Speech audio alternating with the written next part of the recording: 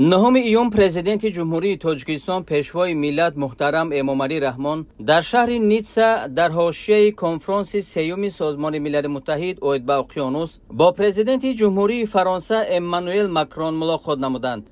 در واخوری حالت کنونی و دورنمای همکاری تاجیکستان و فرانسه بررسی گردید. در آغاز صحبت امانوئل ماکرون با پرزیدنت کشور ما برای قبول دعوت و اشتراک در چهاربینی‌های بین المللی نیتسا عرض سپاس نموده نقش پیشوایی تاجیکستان را در امور جهانی آب و اقلیم مخصوص تاکید کردند. پرزیدنت فرانسه همچنین جانب تاجیکستان را با برگزاری با موفقیت نخستین کنفرانس بین المللی سطح بلند اوید به حفظ پریخو در شهر دوشنبه تبریک و تهنیت گفتند. در ادامه جانب‌ها بر رشد و گسترش همکاری در بخش‌های تجارتی و اقتصادی، انرژتیک، صنعت، کشاورزی، جلب سرمایه و تکنولوژی، استخراج و کارکرد کندنی‌های فایده‌ناک توجه زیاد ظاهر نمودند. توسعه همکاری در ساحه‌های فرهنگی و بشری، علم و معارف و سیاحی ضرور شمرده شد. تقویت رابطه‌های بین پارلمانی عنصر مهمی مناسبت‌ها نامیده شد. از روند رشدیابنده شریکی کشورها در چهارچوب سازمان‌های بین‌المللی پیش از همه سازمان ملل